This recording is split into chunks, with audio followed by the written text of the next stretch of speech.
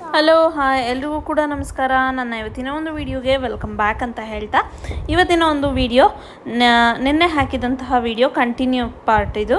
So actually ಮನೆ ಪಕ್ಕನೇ ತೆಂಗಿನ ಮರಗಳು ಎಲ್ಲ ಇದ್ದಾವೆ. ಸೊ ಅಲ್ಲಿ ನಿಮಗೆ ಗೊತ್ತೇ ಇದೆ ಎಷ್ಟು ಕಾಸ್ಟ್ ಇದೆ ತೆಂಗಿನಕಾಯಿ. ಒಂದು ತೆಂಗಿನಕಾಯಿಗೆ 60 ರೂಪಾಯಿ ಒಂದು ಪೀಸ್ ಆಫ್ ತೆಂಗಿನಕಾಯಿ ಅಂತಲೇ ಅಂದರೆ ಇದಾಗಲ್ಲ.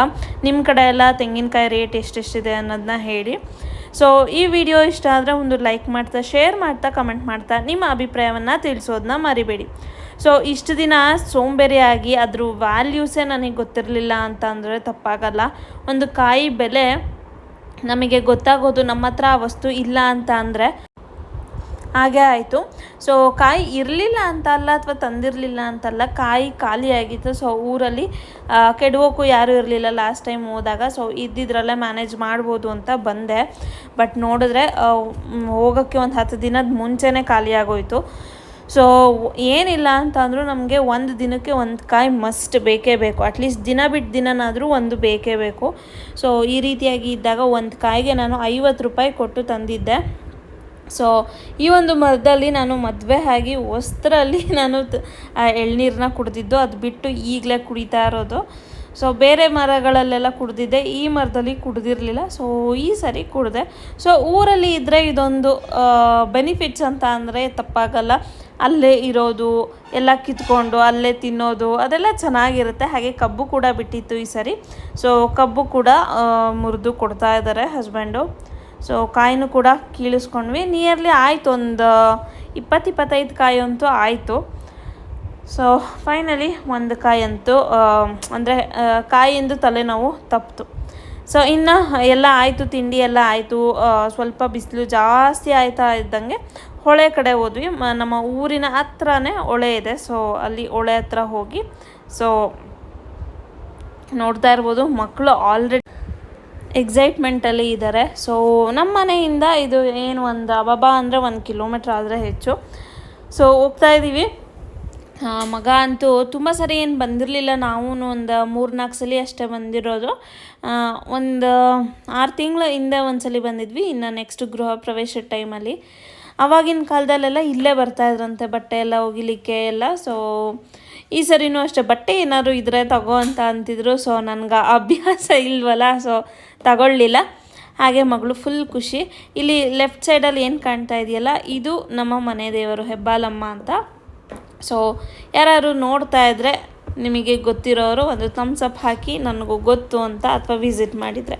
ಸೊ ಈ ಒಂದು ಏರಿಯಾಗೆ ಬಂದರೆ ನಾವು ಎಲ್ಲಿ ಬೇಸಿಗೆಯಲ್ಲಿ ಇದ್ದೀವಿ ಅಂತಲೇ ಅನಿಸಲ್ಲ, ಅಷ್ಟು ಫ್ಲರಿಶಾಗಿ ಇದೆ ನೋಡಿ. ಇಲ್ಲೆಲ್ಲ ಅಡಿಕೆ, ತರಕಾರಿ, ಇದು ಜೋಳ ಪ್ರತಿಯೊಂದು ಬೆಳೀತಾ ಇದ್ದಾರೆ. ಒಂಥರ ಸೊಂಪಾಗಿದೆ ಅಂತ ಅಂತಾರಲ್ಲ, ಆ ರೀತಿ. ನಾವು ಬರಬೇಕಾದಂತಹ ಡೆಸ್ಟಿನಿಗೆ ಬಂದ್ವಿ.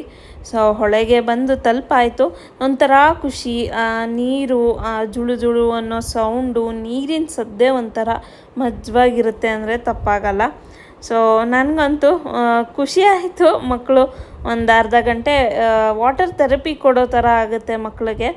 ಸೊ ಆ ರೀತಿಯಾಗಿ ಹಸ್ಬೆಂಡು, ಮಕ್ಕಳ ದೊಡ್ಡಪ್ಪ, ಹಾಗೆ ಮಕ್ಕಳು ಎಲ್ಲ ಫುಲ್ ಎಂಜಾಯ್ ಮಾಡ್ತಾ ಇದ್ದಾರೆ. ಇನ್ನು ಸಮ್ಮರ್ ವೆಕೇಷನ್ನಿಗೆ ಇನ್ನೊಂದು 15 ದಿನ ಬಿಟ್ಟು ಬಂದಿದ್ದರೆ ಮಕ್ಕಳೆಲ್ಲ ಇರೋರು. ಸೊ ಅವ್ರ ಜೊತೆ ಹೋದ್ರೂ ತುಂಬ ಚೆನ್ನಾಗಿರ್ತಿತ್ತು. ಮಗ ಸ್ವಲ್ಪ ಭಯ ಪಡ್ತಾನೆ, ಮಗಳು ಅಷ್ಟು ಭಯ ಪಡಲ್ಲ. ಅವಳು ಆರಾಮಾಗಿ ಹೋಗಿ ಆಟಾಡ್ತಾಳೆ. ಮಗ ಸ್ವಲ್ಪ ಭಯ ತಗೊಂಡ ಒಂದು 1/2 ಅವರ್ ಇಲ್ಲೇ ದಡದಲ್ಲೇ ಆಟ ಆಡೋನು. ಆಮೇಲೆ ಸ್ವಲ್ಪ ಹೋಗೋಕ್ಕೆ ಸ್ಟಾರ್ಟ್ ಮಾಡ್ದ. ಸೊ ಮಗಳು ಹಂಗಲ್ಲ, ಫುಲ್ ಕಂಪ್ಲೀಟ್ ಎಂಜಾಯ್ ಮಾಡೋಳು. ಸೊ ಹಾಕು ಅನ್ನೋಳವಳು. ನೀರು ಅವ್ರ ಅಪ್ಪನ ಜೊತೆ ಎಲ್ಲ ಆಟ ಆಡ್ತಿದ್ಲು. ಸೊ ನಾನು ಏನಿಲ್ಲ, ಜಸ್ಟ್ ನೀರಲ್ಲಿ ಒಂದು ಲೈಟಾಗಿ ಕೆಲವೊಂದೊಂದು ಫೋಟೋಗಳು. ಹಾಗೆ ನಾನಂತೂ ಓದೆ, ಅಷ್ಟು ಕಂಪ್ಲೀಟಾಗಿ ಏನು ವೆಟ್ಟಾಗಲಿಲ್ಲ, ನಾನು ಸ್ವಲ್ಪ ಓದೆ ಅಷ್ಟೇ.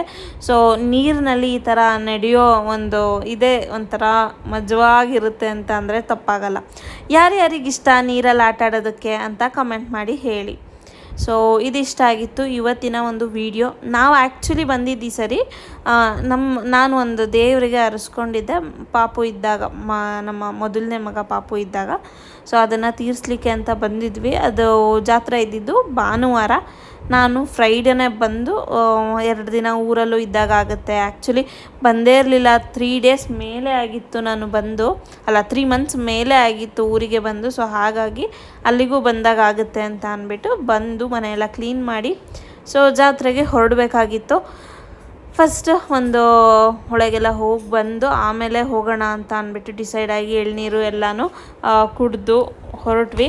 ಸೊ ಬಿಸಿಲಿಗೆ ಎಳ್ನೀರು ಅವೆಲ್ಲ ಇರಬೇಕು ಅಂತ ಅನಿಸುತ್ತೆ ಕೆಲವು ಸರಿ. ಸೊ ಅದೆಲ್ಲ ಆದಮೇಲೆ ಹೊರಟ್ವಿ ನಾವು. ಇನ್ನೇನು ಆಡೋಷ್ಟು ಆಡಿದ್ವಿ. ತುಂಬ ವೆದರ್ ಕೋಲ್ಡ್ ಇದ್ದಾಗಲೂ ಹೋಗಬಾರ್ದು, ಮಕ್ಕಳಿಗೆ ಚಳಿ ಆಗಿಬಿಡುತ್ತೆ. ಬಿಸಿಲಿದ್ದಾಗೂ ಹೋಗಬಾರ್ದು, ತುಂಬ ಇದಾಗಿಬಿಡುತ್ತೆ, ಟೆಂಪ್ರೇಚರ್ ಜಾಸ್ತಿ ಇರುತ್ತೆ. ಸೊ ಬಂದು ಫ್ರೆಶ್ ಅಪ್ ಎಲ್ಲ ಆಗಿ ರೆಡಿ ಆದ್ವಿ, ಸ್ನಾನ ಎಲ್ಲ ಮಾಡಿಕೊಂಡು ಜಾತ್ರೆಗೆ.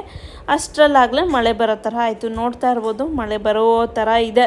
ಇನ್ನೇನು ಸ್ವಲ್ಪ ನಾವೆಲ್ಲ ಪ್ಯಾಕ್ ಮಾಡ್ಕೊಂಡೆಲ್ಲ ರೆಡಿ ಆಗ್ತಾಯಿದ್ದೀವಿ, ಮಳೆ ಬರೋ ಥರ ಆಯಿತು. ಸೊ ಸೂಪರ್ ಅಂತ ಅಂದ್ಕೊಂಡು ಹೆಂಗೋ ರೆಡಿಯಾಗಿ ಲಗೇಜ್ಗಳನ್ನೆಲ್ಲ ಎತ್ತಿಟ್ಕೊಂಡು ಹೊರಟ್ವಿ.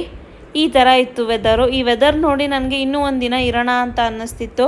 ಬಟ್ ಲಾಸ್ಟ್ ಇನ್ನೊಂದು ವೀಕ್ ಅಷ್ಟೇ ಅಲ್ವಾ ಮಗನಿಗೆ ಇರೋದು, ಅದಕ್ಕೋಸ್ಕರ ಲಾಸ್ಟ್ ಅಂತ ಅಂದ್ಬಿಟ್ಟು ನಾನು ಇನ್ನೊಂದು 4-5 ದಿನ ಆದಮೇಲೆ ಬಂದರೆ ಆಯಿತು ಅಂತ ಅಂದ್ಕೊಂಡು ಇನ್ನೊಂದು ವೀಕ್ ಆರ್ 10 ಡೇಸ್ ಆದಮೇಲೆ ಬಂದರೆ ಆಯಿತು ಅಂತ ಅಂದ್ಬಿಟ್ಟು ಹೊರಡೋಕ್ಕೆ ನಾನು ಕೂಡ ಹೊರಟಾಯಿತು. ಸೊ ಇದಿಷ್ಟ ಆಗಿತ್ತು ನನ್ನ ಇವತ್ತಿನ ಒಂದು ವಿಡಿಯೋ. ನಿಮ್ಮೆಲ್ಲರಿಗೂ ಕೂಡ ಇಷ್ಟ ಆಯಿತಾ ನಮ್ಮ ಊರಿನ ವೆದರು ಹಾಗೆ ಕೆಲವೊಂದೊಂದು ವಿಡಿಯೋಗಳು ಅಂತ ಹೇಳಿ, ಹೇಗೆ ಅನ್ನಿಸ್ತು ನಿಮ್ಮೆಲ್ಲರಿಗೂ ಕೂಡ ಅಂತ. ಸೊ ಆಲ್ರೆಡಿ ಮಳೆ ಬರೋಕ್ಕೆ ಸ್ಟಾರ್ಟ್ ಆಗಿಬಿಟ್ಟಿತ್ತು, ಬಿಸಿಲು ಮಳೆ. ಆ್ಯಕ್ಚುಲಿ ತುಂಬ ವೆದರ್ ಏನು ಕೋಲ್ಡಾಗಿ ಮಳೆ ಬರ್ತಿರಲಿಲ್ಲ, ಬಿಸಿಲು ಮಳೆ ಬರ್ತಾಯಿತ್ತು. ಸೊ ಅದನ್ನೇ ಒಂದು ಲೈಟಾಗಿ ಶೂಟ್ ಮಾಡ್ಕೊಂಡಿದ್ದೆ. ಸೊ ಇದಿಷ್ಟಿತ್ತು ನನ್ನ ಒಂದು ವ್ಲಾಗು. ಇಷ್ಟ ಆದರೆ ಒಂದು ಲೈಕ್, ಶೇರ್, ಕಮೆಂಟ್ ಮಾಡ್ತಾ ನಿಮ್ಮ ಅಭಿಪ್ರಾಯವನ್ನು ತಿಳಿಸೋದನ್ನ ಮರಿಬೇಡಿ. So bye, take care.